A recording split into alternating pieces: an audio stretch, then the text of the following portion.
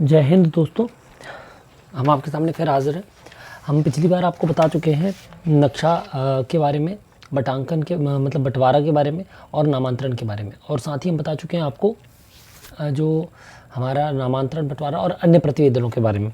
अभी हम शुरू करने वाले थे सीमांकन के बारे में, लेकिन सीमांकन के जस्ट पहले सिर्फ 5 मिनट के लिए हम एक सेशन ले रहे हैं जो कि खसरों से संबंधित है। ठीक है, तो हम आपको बता चुके हैं कि किसी भी ग्राम में सबसे पहले क्या बनाई जाती है, उस ग्राम की बाउंड्री, है ना। क्या बनाई जाती है? उस ग्राम की बाउंड्री। हमने बताया था आपको इस तरीके से एक नक्शा बन जाएगा, है ना। ये हमने नक्शा बनाया था, एक ग्राम की बाउंड्री है। ये शीट नंबर 1 है।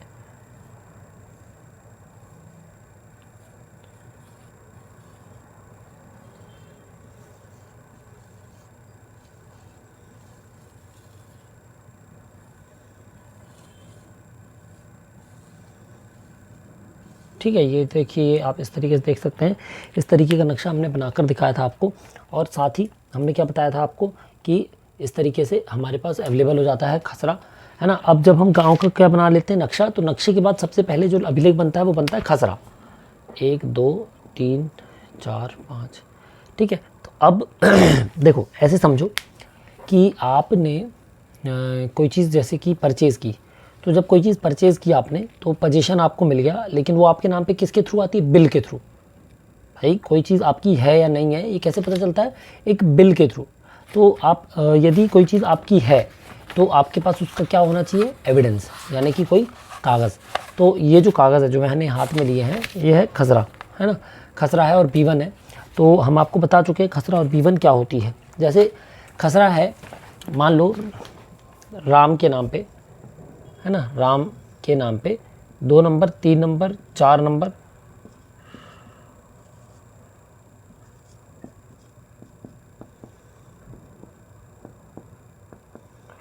ठीक है, 13 नंबर और 11 नंबर, यानी कितने नंबर हैं? 2 3 4 11 और 13। ठीक है, ये 5 नंबर है। तो जब हम इन 5 चीज़ों की बात करेंगे, मान लेते हैं राम ने 5 आइटम परचेज़ किए।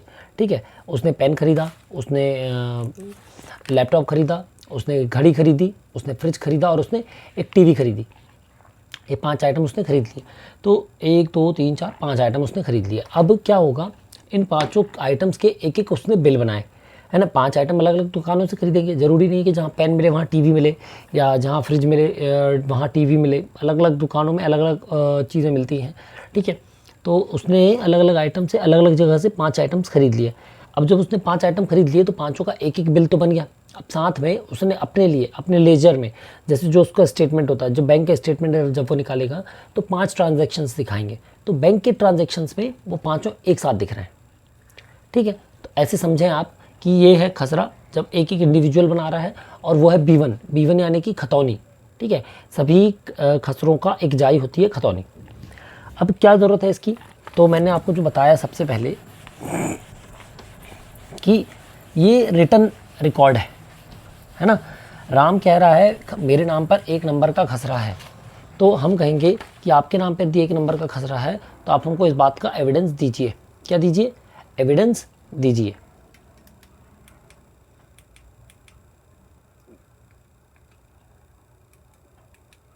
ठीक है, क्या मांग रहा है वो? एविडेंस मांग रहा है। राम कह रहा है, राम से किसी व्यक्ति ने कहा, राम ने कहा मेरे पास 1 नंबर का, 2 नंबर का, 4 नंबर का, 11 नंबर का और 13 नंबर का खसरा मेरे नाम पर है। अब खसरा यदि उसके नाम पर है, तो मतलब वो ज़मीन उसके नाम पर है, तो वो ज़मीन का क्या चाहिए हमको? रिकॉर्ड। ये क्या है? इस नंबर की ज़मीन या इस नंबर की भूमि किसी व्यक्ति के नाम पर है, राम के नाम पर है।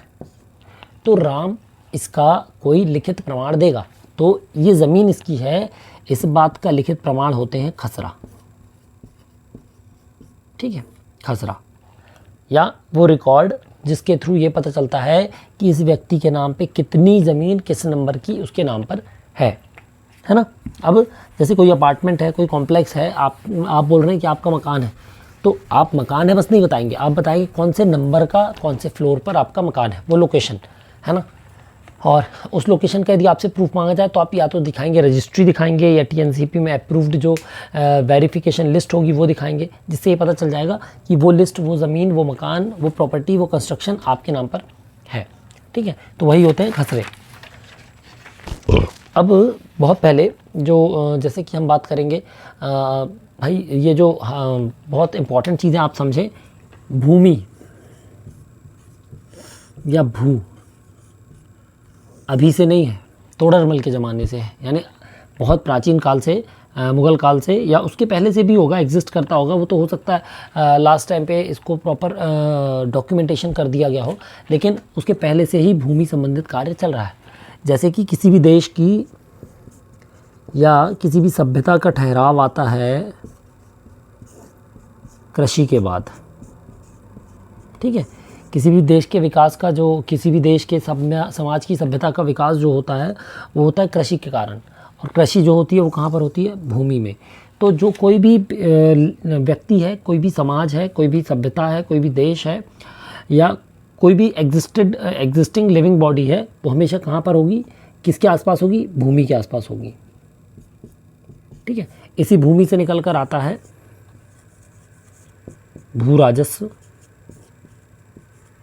इसी से निकल कर आता है भू अभिलेख, इसी से निकल कर आता है भू मापन। ठीक है, भू भाटक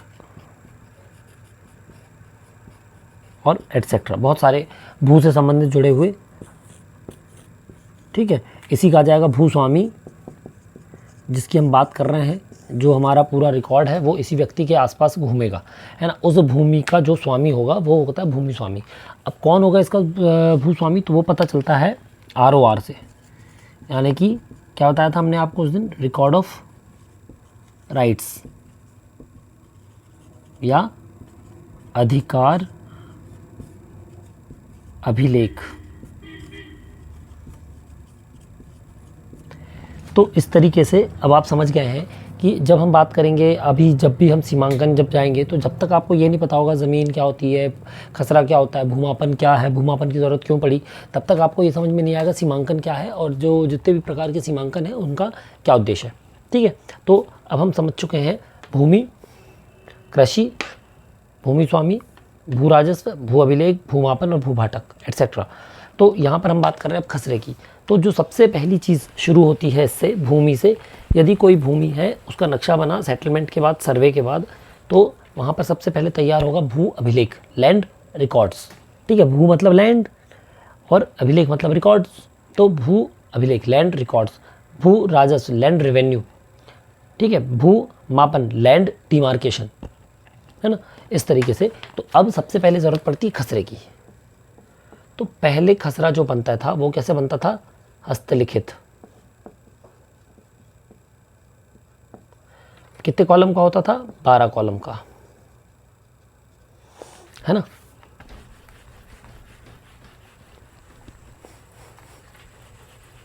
कितने कॉलम का होता था? 12 कॉलम का। देखिए, अभी भी 12 कॉलम का है, लेकिन अभी में और पहले में अंतर है। एक,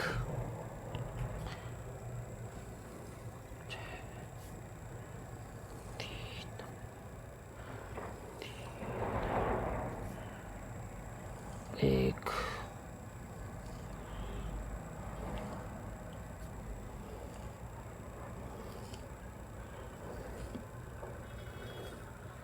ठीक है, ये आप देख पा रहे हैं, ये मैंने आपके सामने बना दिया है 12 कॉलम। अब सबसे पहले 12 कॉलम में 2, 3, 4, 5, 6, 7, 8, 9, 10, 11 और 12, ये आपका खसरा है, ये पहले का और ये अभी वाला। हम दोनों में आपको दोनों इसलिए बना रहे हैं पैरेलल, ताकि आप दोनों में अंतर भी समझ सकें और दोनों को मतलब भी समझ सकें। इसी खसरे को हम कहते हैं, क्या कहते हैं? P1। क्या कहते हैं? P1। ये तो खतौनी है, सॉरी,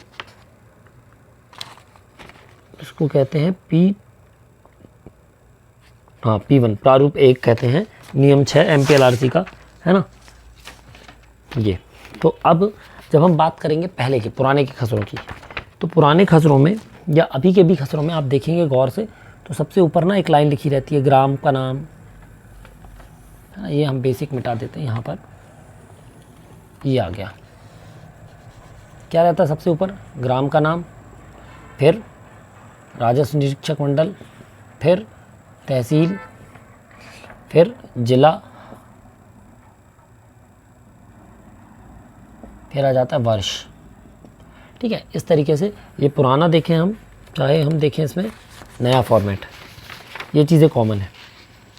बस पहले यहाँ पर राजस्व निरीक्षक मंडल और हल्का लिखा रहता था, अब यहाँ पर सीधे ग्राम का नाम और तहसील लिखा आ रहा है ना। हल्का भी मिल जाएगा, सॉरी, ग्राम का नाम और हल्का देखने को मिल जाएगा, हल्का नंबर देखने नहीं मिलेगा। तो पुराने खसरा में क्या होता था?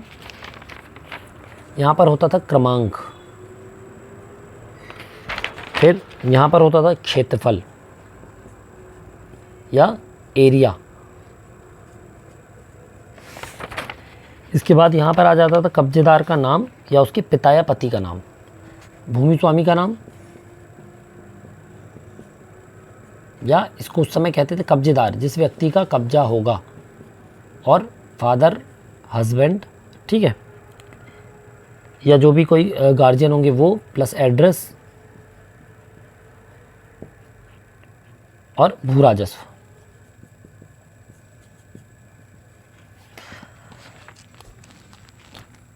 फिर यहाँ पर आता था पट्टे में तो नहीं है, या पट्टेदार का नाम, या मौरूसी कृषक है तो मौरूसी कृषक का नाम।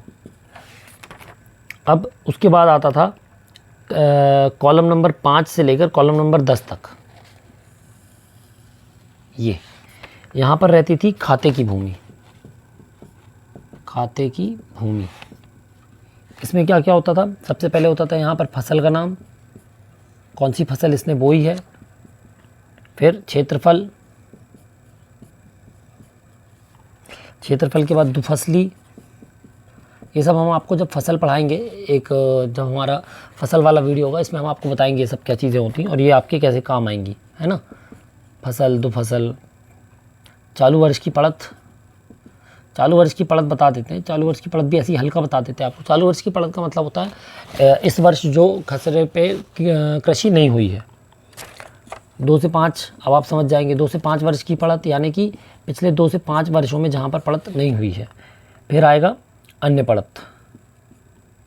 अन्य पड़त का मतलब होता है जहाँ पर 5 वर्ष से अधिक से खेती नहीं हुई है ना। ये आ गया। हालांकि इसको 2 भाग में भी बांटा जा सकता है। ये आ जाता है फसल और क्षेत्रफल, और ये आ जाता है पड़ती, है ना। और फिर 11वां कॉलम आ जाता है खाते के बाहर क्षेत्रों में बोई गई फसल। खाते के बाहर, मान लो इस खसरे के बाहर कोई शासकीय भूमि लगी हुई है, वहाँ पर उसने कोई फसल बोई होगी तो उसकी जानकारी। अभी आ जाता कैफियत। कैफियत क्या होता है? तो आपको वो गाना याद आ जाएगा, न मेरी कैफियत पूछो न मेरी खैरियत पूछो, है ना। तो ये है हमारा पुराना खसरा। क्या होता है? क्रमांक, एरिया जो सर्वे नंबर होगा, खसरा नंबर, क्षेत्रफल, भूमि स्वामी का नाम, पट्टेदार का नाम, फसल का नाम, क्षेत्रफल, दुफसली, मतलब खाते की भूमि में 6 कॉलम, फिर खाते के बाहर क्षेत्रफल और कैफियत। ये था पुराना खसरा, है ना। अब हम इसमें बताते हैं आपको नया खसरा। 1 मिनट, हम यहाँ एक एग्जाम्पल लेने के लिए छोड़ देते हैं। मान लीजिए ये 4 नंबर था पहले और क्षेत्रफल था 2.36 हेक्टेयर, ठीक है। कब्जेदार का नाम था राम, सन ऑफ मोहन, जाति ब्राह्मण, साकन देह, भूमि स्वामी।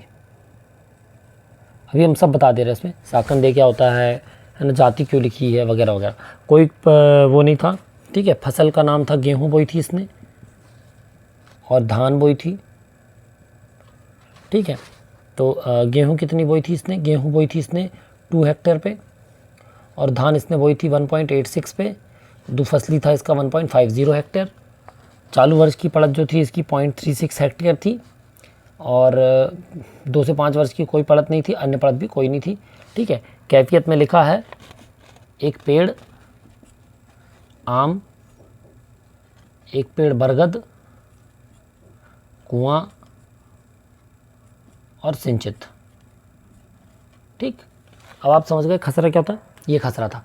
जब ये हस्तलिखित खसरा लिखे जाते थे तो इस तरीके से खसरे मेंटेन किए जाते थे और साल में एक बार किसानों को खसरा दिया जाता था। ठीक है, तो इसका पहले नकल जो चलती थी वो इसी प्रकार से चलती थी कि खसरे की नकल दी जाती थी, है ना। ये ऐसा ही जब कोई किसान आता था पटवारी जी के पास, सुबह आवेदन करता था तो पटवारी जी शाम तक बेचारे मेहनत करके, क्योंकि 100-200 लोग हो जाते दिन भर में, कई बार ज़्यादा लोग भी आते थे, तो ये खसरा वो हाथ से पूरा भर के किसान को दिया करते थे। अब आज की स्थिति में ये सब चेंज हो गया है और इनमें से सारे कॉलम लगभग चेंज कर दिए हैं। तो अब हम आते हैं अगले कॉलम की तरफ, मतलब अगला खसरा जो वर्तमान खसरा चल रहा है उसकी तरफ। तो अभी आता है यहाँ पर UPIN या भूमि की यूनिक आईडी।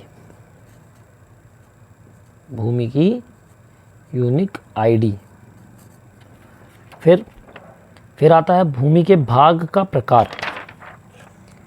भूमि के भाग का प्रकार नंबर, भाग का प्रकार और नंबर। ठीक, फिर आते हैं हम भूखंड संख्यांक। यदि प्लॉट्स हैं ये हम बता दे रहे हैं अभी, जब हम इसके अंदर घुसेंगे एग्जांपल लेंगे तभी हम आपको बता देंगे, है ना। ये कोई भी खसरा होगा, कोई भी, सब में ये ऐसा ही रहेगा सेम। इसमें जो आप देख रहे हैं इसमें ज़्यादा कुछ समझने की ज़रूरत नहीं थी पुराने वाले में, नए वाले में सब आपको समझना पड़ेगा चीज़ें। फिर आता है, इसमें 3 चीज़ है, 1, 2 और 3। पहला है एरिया, जिसको हम क्षेत्रफल कहते हैं, जो हेक्टेयर में होगा। दूसरा मिलेगा आपका भूमि उपयोग। तीसरा मिलेगा भूभाटक या भू राजस्व। ठीक है, 3 कॉलम में है। ये आप डाउनलोड करके अभी के कोई भी गांव का खसरा भी देख सकते हैं तो आपको इजी पड़ेगा। फिर यहाँ आएगा चौथे कॉलम में, नहीं 5वें कॉलम में, भूमि स्वामी का नाम या शासकी। फिर हिस्सा या प्रत्येक भूमि का अंश, भूमि स्वामी का अंश, सॉरी, भूमि स्वामी का अंश यानी हिस्सा। फिर आएगा पट्टेदार। यदि पट्टेदार का नाम होगा तो पट्टेदार का नाम, पहला। दूसरा पट्टेदार की अवधि। तीसरा अधीन क्षेत्र, पूरे का पट्टा है कि कुछ हिस्से का पट्टा है, और जितने हिस्से का है तो वो हिस्सा लिख जाएगा। यहाँ पर आएगा मौरूसी कृषक।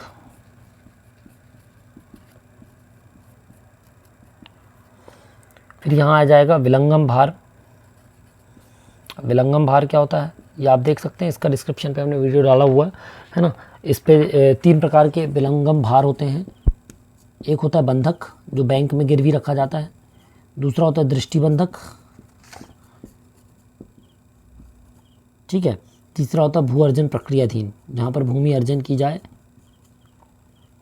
फिर आ जाते हैं फसल का ब्यौरा। अब इन 2 कॉलम में रहता है फसल का ब्यौरा, 10वें और 11वें पे, है ना। इसमें आएगा क्षेत्रफल और इसमें आ जाएगा कौन सी फसल है। फसल कितने प्रकार की होती है? 4। ये हम आपको बताएंगे फसल वाले में डिटेल में, रबी, खरीफ, जायद या अन्य। फिर ये आ जाती है कैफियत। कैफियत, और पहले सिर्फ कैफियत लिखा होता था, अब इसमें लिखा रहता है सिंचाई का प्रकार, भूमि पर संरचना, पेड़, है ना। ये जो पहले लिखे जा रहा था अब उसका डिटेल लिखी रहती है यहाँ पर। तो अभी आप समझ गए हैं, ये 2 प्रकार के खसरे हमने बताया आपको, एक अभी का और एक पुराना। अब हम इसमें आते हैं यूनिक आईडी। तो यूनिक आईडी जो रहती है वो कैसी रहती है?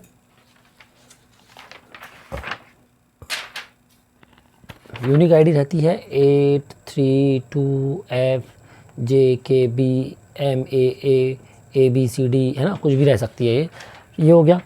फिर आता भूमि के भाग प्रकार यानी कि खसरा नंबर। तो यहाँ पर लिखा होगा, मान लीजिए जैसे 4 नंबर लिखा था, 4, लेकिन 4 के साथ लिखा होगा S। अब ये क्या होता है हम आपको इसके जस्ट बाद बता देंगे, पहले खसरा समझा दें, अभी आप सिर्फ S को दिमाग में रखिएगा। फिर आता भूखंड का संख्यांक, तो ये इसमें डैश आएगा, ठीक है, क्यों आएगा वो भी बताएंगे। फिर एरिया, तो एरिया हमने लिख दिया 2.36 फिर भूमि का उपयोग कृषि, फिर एक और लाइन खींची, फिर भू राजस्व। भू राजस्व हमने यहाँ पर लिख दिया 12 रुपये, ठीक है। फिर भूमि स्वामी का नाम, यहाँ पर हम जो तीसरे नंबर पे लिख रहे थे वो हम यहाँ पर 5वें नंबर पे लिखेंगे। क्या लिख देंगे? राम सन ऑफ मोहन साकंदे भूमि स्वामी। फिर आता है हिस्सा, तो अभी एक ही व्यक्ति है तो एक, है ना, जितने होते तो हिस्सेदार। अब यहाँ पर कोई फसल नहीं है तो ये सब 0। यहाँ पर फसल आई, हमने लिखा था गेहूँ, यहाँ लिख देंगे गेहूँ, यहाँ पर लिख देंगे धान। क्षेत्रफल कितना लिखा था? 2.00 और 1.86, और बाकी कैफियत एज इट इज़ उतार देंगे। अब आप बहुत आराम से और बहुत अच्छे से शांत मन से देखेंगे। ये हमने बताया आपको 2 प्रकार का खसरा, ये पहले चलता था, ठीक है, ये अभी चल रहा है, ज़्यादा अंतर नहीं है। बस इसमें जो वेटेज दिया है, जो वहाँ पर पड़ती वगैरह की ज़रूरत पड़ती थी वो यहाँ पर हटा दिया है। अब आप समझिए, हम आपको अब इसमें साथ में बताते चलेंगे, है ना। ऊपर का खसरा देखने की ज़रूरत नहीं है, हम सीधे नीचे खसरे की बात करेंगे। तो ऊपर का इसलिए हम कर दे रहे हैं डिलीट, ताकि हम एक एक पॉइंट की बात कर सकें। सबसे पहला पॉइंट आता है आपका, पहली चीज़ तो हस्तलिखित खसरा हो गया बंद। अब कोई भी आपके पास आएगा और वो आपसे बोलेगा खसरा दे दीजिए, तो आप उसको क्या बोलेंगे? आप किसान को बोलेंगे कि आप MP भूलेख में बिना लॉगिन किए सर्च के ऑप्शन से अपनी भूमि की जानकारी डाउनलोड कर सकते हैं PDF में, या प्रिंट कर सकते हैं, ठीक है, पहला ऑप्शन। फिर दूसरा ऑप्शन आप उसको बोलेंगे आप चले जाओ कहाँ? लोक सेवा केंद्र। तीसरा ऑप्शन, आपके पास समय, आपके पास लैपटॉप है, आपके पास प्रिंटर है, तो आप उसको निकाल कर दे दीजिए। चौथा ऑप्शन, आप उसको बता दें अपने मोबाइल में वो खुद कैसे निकाल सकता है ना। अब हम आते हैं सबसे पहले यूपिन। तो जो ये आईडी है वो यूनिक आईडी है। ये आईडी इसलिए बनाई जा रही है ताकि पूरे देश की ज़मीन की जानकारी को क्लब किया जा सके, है ना। फिर आते हैं हम भूमि के भाग या प्रकार, जो एस हमने लिखा था। देखिए यहाँ पर आपको 3 चीज़ें देखने को मिलेंगी, क्या क्या? S, P और B। एस हो गया आपका सर्वे नंबर, ये हो गया आपका प्लॉट नंबर,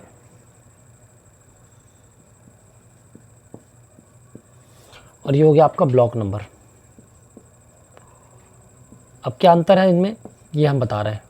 सर्वे नंबर यानी कि वो खसरा नंबर जिस पे कृषि भूमि है, जो कृषि भूमि थी या सरकारी भूमि थी, वो हो गया S, यानी नॉर्मल जो ज़मीन है वो हो गया S, सर्वे नंबर, ठीक है, खसरा नंबर जिसको हम कहते हैं। फिर आता है B, ब्लॉक नंबर। जैसे आबादी का कोई नंबर होगा तो उसमें आपको S की जगह पे क्या देखने मिलेगा? B देखने को मिलेगा, है ना। और उसके अंदर जो प्लॉट्स होंगे, जैसे कि अभी स्वामित्व योजना या आवासीय भू अधिकार योजना में प्लॉटिंग्स होंगी, तो वो इसके अंदर B नंबर उसमें आ जाएगा आबादी के नंबर के लिए, और उसके अंदर जो प्लॉट्स होंगे उनके नंबर पे प्लॉट नंबर ही आ जाएगा, है ना। जैसे कि हमने यहाँ पर देखा था 4S, यदि ये 4S की जगह 4P होता तो यहाँ पर लिखा होता 413 ब्रैकेट में B, है ना। आबादी के इस ब्लॉक के अंदर ये 4 नंबर का प्लॉट है। इस तरीके से ये 2 हो गए। फिर एरिया समझ में आ गया। यहाँ पर जो आशय है भूमि उपयोग का, ये होता है 2 प्रकार का, एक होती है कृषि भूमि, दूसरी होती है कृषि भिन्न आशय, यानी कि डाइवर्टेड भूमि।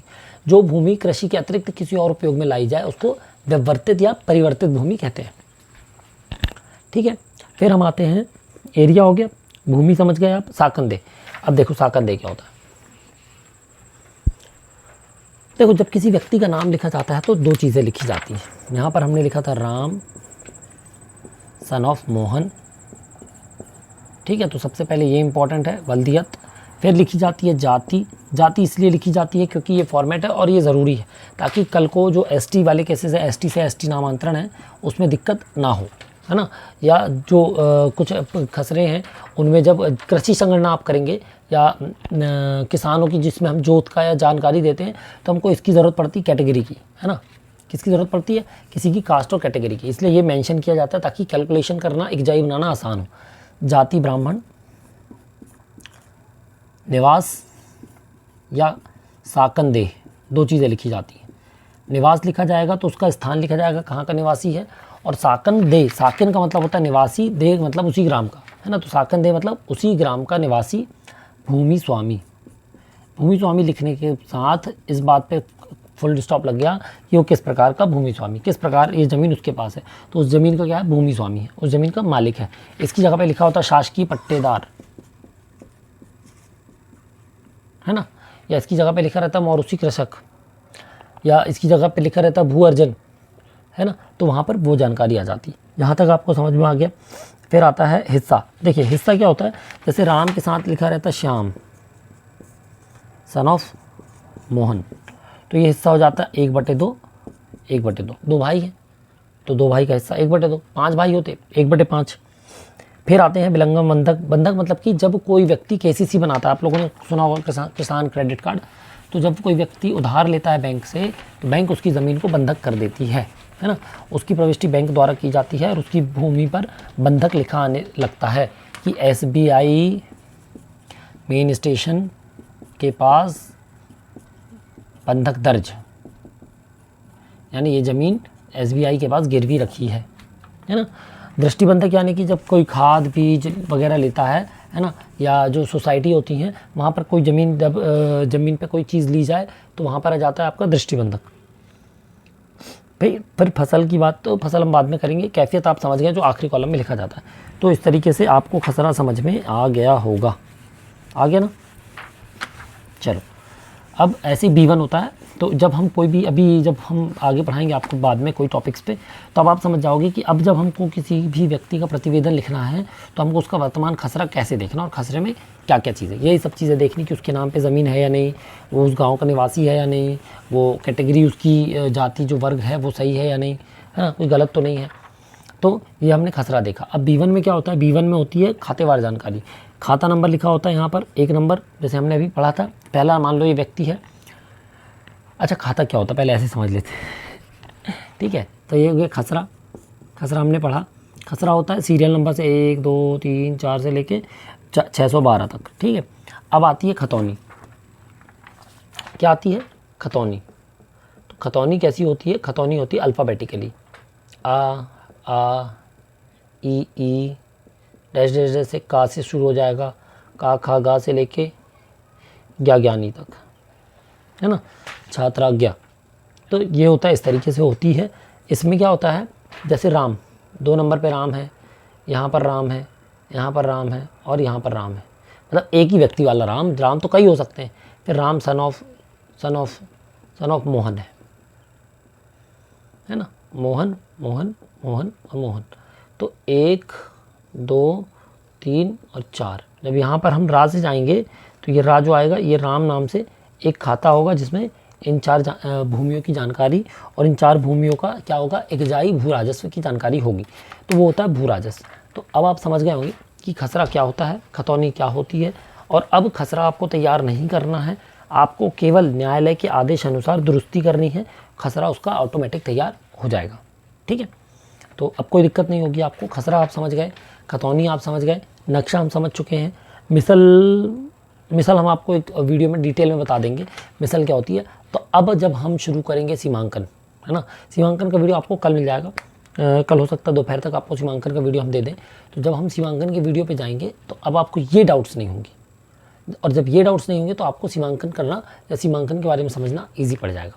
तब तक के लिए जय हिंद।